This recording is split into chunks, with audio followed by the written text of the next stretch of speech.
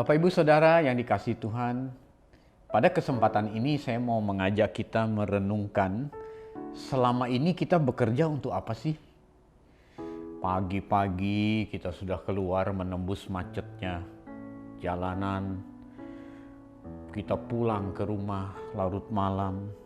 Apa sih tujuan kita bekerja? Bertahan hidup, Pak? Iya. Sejak kejatuhan manusia pertama dalam dosa, manusia itu dikutuk oleh Tuhan dan Tuhan berkata, dengan berpeluh engkau akan memperoleh rezekimu. Sejak saat itu bekerja adalah untuk bertahan hidup. Padahal tidaklah demikian sejak semula. Sebab Allah memberikan perintah kepada manusia untuk bekerja itu adalah dengan tujuan yang mulia. Panggilan untuk bekerja tentu harus dilakukan sesuai dengan kehendak Tuhan. Jadi banyak orang memisahkan antara sekuler dan rohani. Kalau di gereja itu kerjaan rohani, kalau di kantor, di warung itu pekerjaan sekuler. Sebenarnya ini keliru, Bapak Ibu Saudara.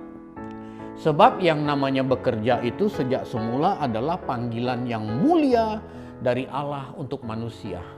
Atau perintah yang kedua dari Allah ketika Allah menciptakan manusia itu, Allah mau manusia bekerja. Tentu bekerja sesuai dengan tuntunan Alkitab. Bekerja sesuai dengan tuntunan firman Allah.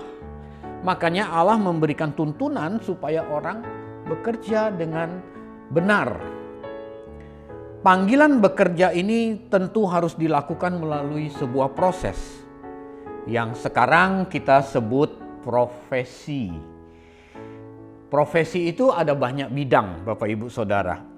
Dan semua jenis pekerjaan itu harus dilakukan dengan cara yang benar, sesuai dengan prinsip kebenaran firman Tuhan.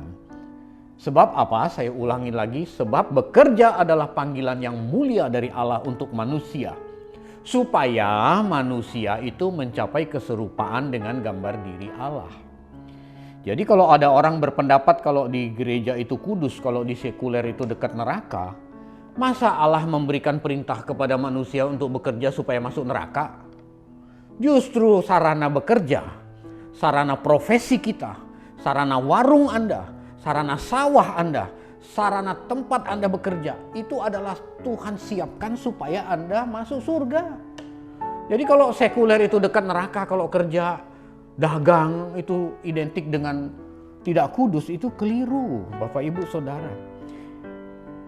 Yang namanya profesi itu macam-macam. Ada orang dipanggil menjadi pengacara, ada orang dipanggil menjadi pengusaha, ada orang dipanggil menjadi pilot, ada orang dipanggil menjadi pendeta. Itu semua profesi.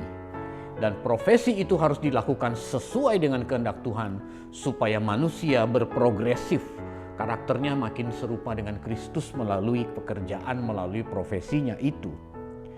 Nah, sejak kejatuhan manusia dalam dosa, bekerja, berprofesi yang awalnya adalah memenuhi panggilan Tuhan yang mulia, yang dikerjakan sesuai dengan kehendak Tuhan, dengan prinsip kebenaran firman Tuhan, menjadi rusak gara-gara manusia jatuh dalam dosa. Sejak saat itu terjadi pergeseran.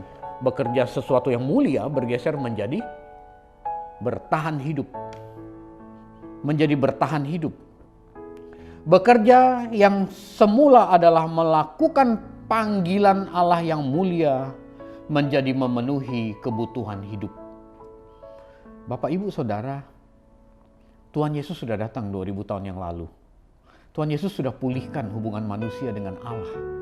Tergantung seberapa besar kita meresponi karya keselamatan yang Tuhan sudah kerjakan. Kalau kita meresponi dengan benar, itu berarti hubungan kita dipulihkan dengan Allah. Kalau hubungan kita dengan Allah dipulihkan, berarti kita melanjutkan perintah Allah yang sejak semula itu. Berarti tujuan kita bekerja adalah untuk memuliakan Allah. Untuk merubah karakter hidup kita melalui sarana kita bekerja, kita semakin serupa dengan gambar diri Allah. Tidak lagi dipandang sebagai bekerja itu untuk memenuhi kebutuhan hidup.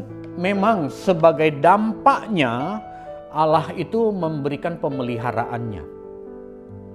Tapi bekerja apapun profesi Anda, mau juru parkir, mau cleaning service, mau dokter, mau pengacara, mau pedagang, mau pendeta, mau full timer gereja, semua itu kita lakukan adalah dalam rangka untuk memenuhi panggilan Allah yang mulia kepada manusia.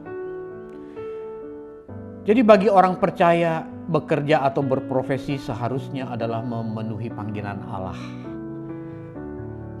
Panggilan tidak dibatasi hanya sebagai hamba Tuhan. Oh Pak, saya tinggalkan bisnis saya merasa punya panggilan. Loh, panggilannya apa? Panggilan jadi full timer. Semua jenis pekerjaan itu panggilan. Kejadian 1:28, penuhilah bumi dan taklukkanlah itu. Inilah panggilan bekerja. Jadi bekerja dalam semua bidang kita masing-masing. Ada yang dipanggil jadi full timer gereja, ada yang dipanggil jadi pendeta, ada yang dipanggil jadi pedagang. Semua itu panggilan. Pak, saya nggak ada panggilan. Loh, Anda kerjanya apa? Saya kerja buka warung. Itu panggilanmu. Disitulah kamu memuliakan Allah. Bukan hanya pendeta khotbah di mimbar lalu memuliakan Allah. Karena dia dipanggil jadi pendeta. Tapi bagi Anda yang dipanggil jadi pedagang, muliakanlah Allah dalam Anda berdagang, menggunakan prinsip kebenaran firman Tuhan. Cari dahulu kerajaan Allah dan kebenarannya. Peragakan kebenaran dalam dagangmu. Peragakan kebenaran dalam profesimu. Kalau Anda seorang dokter, jangan bikin pasien bolak-balik datang. Anda harus kasih dosis yang tepat. Anda udah beli alat yang begitu canggih. Orang sakit apa juga Anda suruh pakai alat Anda supaya bayar. Itu tidak mencari dahulu kerajaan Allah dan kebenarannya. Anda tidak memenuhi panggilan Anda dengan benar. Dalam berbagai bidang kita harus benar. Bapak, Ibu, Saudara, fakta hari ini, pekerjaan di luar kalangan gereja, pekerjaan di luar liturgi gereja disebut pekerjaan sekuler yang bersifat duniawi. Sementara profesi atau pekerjaan di lingkungan gereja atau lingkungan liturgi gereja disebut panggilan pelayanan yang bersifat rohani. Dari awal tuh manusia diciptakan tuh sebenarnya manusia tuh adalah makhluk rohani yang mendiami tubuh jasmani. Jadi sebenarnya tidak ada lagi yang namanya sekuler dan rohani. Semua itu harus dilakukan dalam rangka rohani. Karena kita mau menggunakan setiap sarana yang Tuhan berikan itu supaya rohani kita bertumbuh. Bukan supaya duit tambah banyak. Jadi kalau kita bekerja itu supaya rohani bertumbuh. Masa iya Pak, saya supir angkot Pak. Masa rohani saya bisa? Yes, bisa. Anda patuhi lalu lintas, peraturan lalu lintas. Anda tidak rebut penumpang yang lain. Anda tidak memaksa orang bayar lebih. Anda jujur, Anda jalan tidak motong jalan orang. Itu rohanimu bertumbuh. Kamu taat kepada perintah Tuhan. Tapi kalau Anda ugal-ugalan, Anda bawa bis sembarangan, lalu Anda tabrak orang, tabrak lari, itu rohanimu tidak bertumbuh. Itulah sebabnya sarana bekerja, profesi kita masing-masing itu harus mampu kita optimalkan supaya rohani kita bertumbuh. Mengapa? Karena kita manusia jasmani yang dilimit oleh usia. Suatu hari kita meninggal, manusia jasmani kita akan binasa, tapi manusia rohani kita akan kekal. Kekal itu bisa hidup kekal bersama Tuhan selamanya, bisa mati kekal bersama kuasa kegelapan selamanya. Nah Bapak Ibu, pilihannya ada di tangan kita. Kita kerja untuk apa sih? Untuk siapa sih kita bekerja? Rata-rata orang jawab untuk cari nafkah. Rata-rata orang merasa bekerja itu untuk membiayai hidup keluarga, untuk hidup. Tapi sebenarnya kalau kita sadar, panggilan awal Tuhan orang bekerja adalah untuk memuliakan Tuhan, untuk terus berprogresif menjadi serupa dengan gambar diri Allah. Bapak, Ibu, Saudara, kalau ini terjadi, maka tidak ada lagi orang berkata yang bekerja di sekuler lebih dekat neraka daripada yang bekerja rohani. Saya mau kasih perbandingan Bapak Ibu. Kalau ada orang kerja di sekuler, dia punya warung, dia taat kepada kehendak Tuhan, dia taat pada perintah Tuhan, dia tidak menipu pelanggannya. Orang beli 5 kilo ya 5 kilo yang dikasih, tidak disetel timbangannya. Kalau di pasar-pasar kan terkenal tuh, timbangan disetel dulu. Anda beli 3 kilo pulang ke rumah timbang bisa beda timbangannya. Tapi oleh karena dia takut Tuhan, dia tidak setel-setel timbangannya. Dia orang beli 3 kilo tetap 3 kilo. Dia tidak membuka jual dengan harga yang mahal, dia tidak nipu orang. Lebih rohani mana dia dibanding seorang pendeta yang ada di mimbar, dia khotbah mengintimidasi jemaat supaya mengasih perpuluhan, kalau tidak nanti bisnisnya bisa diserang kuasa gelap, diserang oleh belalang pelahap dan bisa dibuat sial dan lain sebagainya. Lebih rohani mana? Anda jawab sendiri. Tentu kerohanian seseorang dalam hal berprofesi itu tidak mengacu kepada tempat. Orang yang kerja di gereja pasti rohani, yang kerja di tempat lain itu tidak rohani. Enggak. Yang menunjukkan kita rohani atau tidak adalah kita mengerti panggilan Tuhan kepada manusia bekerja, dan bekerja harus dilakukan sesuai dengan prinsip kebenaran firman Tuhan yang benar. Kalau semua jenis pekerjaan yang benar di hadapan Allah tentunya ya, konteksnya ya, atau semua jenis profesi kita kembalikan sebagai panggilan Allah yang mulia kepada manusia, maka pekerjaan itu akan dilakukan dengan takut akan Tuhan. Orang tuh lebih banyak takut pimpinan daripada takut Tuhan loh kalau dalam pekerjaan. Kalau dalam konteks bernegara tuh orang lebih takut KPK daripada takut Tuhan. Padahal mata Tuhan ada di mana-mana. Asal nggak ketahuan nyolong, asal nggak ketahuan mencuri, nggak masalah. Padahal Tuhan tahu. Tapi kalau semua jenis pekerjaan, semua jenis panggilan kita kembalikan kepada panggilan Tuhan yang mulia, maka pekerjaan itu akan dilakukan dengan takut akan Tuhan. Dan dampak yang kedua adalah uang bukanlah menjadi tujuan akhir. Kalau orang kerja kan untuk uang, supaya dapat hidup. Tapi kalau kita mengerti bekerja adalah memenuhi panggilan Tuhan yang mulia, uang itu bukan tujuan akhir. Uang itu adalah bentuk pemeliharaan Tuhan.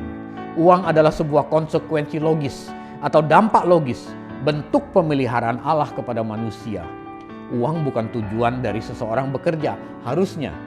Tapi namun profesi atau pekerjaan yang dilakukan adalah untuk tujuan memenuhi panggilan dan perintah Tuhan yang mulia. Uang bukan tujuan utama Bapak Ibu.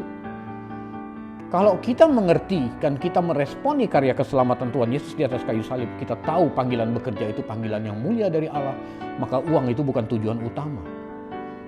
Kita punya profesi, oh yes. Kita menghasilkan uang, yes. Tapi uang adalah sebuah konsekuensi logis dari pemeliharaan Tuhan. Maka uang itu harus disikapi sebagai, kalau konteks Matius 5 ayat 33, semua itu akan ditambahkan kepadamu. Itu artinya apa? Penghasilan yang kita peroleh adalah konsekuensi logis, bonus dari Tuhan. Tuhan memelihara hidup kita. Oleh karena apa? Oleh karena kita melakukan perintah Tuhan, bekerja dengan benar sesuai prinsip Alkitab. Pak, ada orang dapat duit dengan cara nyolong, Pak. Kita dalam konteks manusia itu adalah maksud rohani. Yang diperhatikan tuh rohaninya. Kekekalan itu mati kekal dan hidup kekal. Memang banyak orang peroleh uang dengan cara yang tidak benar. Tapi endingnya kemana? Itu yang harus kita aware, Bapak Ibu Saudara. Kita hendak hidup selamanya di bumi ini. Kita bukan seperti hewan yang begitu mati tidak perlu bertanggung jawab. Tapi kita adalah makhluk rohani yang kita harus bertanggung jawab atas apa yang kita lakukan. Jadi dasar dari pelayanan, dasar dari bekerja, dasar dari orang berbisnis adalah memenuhi panggilan Tuhan yang mulia. Bapak Ibu Saudara, kalau kita paham akan konsep ini, kita akan semangat dalam pekerjaan kita. Kita tahu kita sedang melayani Tuhan. Jadi melayani Tuhan itu bukan hanya di mimbar gereja, bukan hanya di panggung gereja, bukan hanya pakai jas lalu nyambut jemaat. Apalah artinya Anda berkhotbah di mimbar gereja disebut pelayanan hari Minggu, tapi hari Senin, Selasa, Rabu, Kamis, Jumat melalui sarana usahamu Anda nipu orang.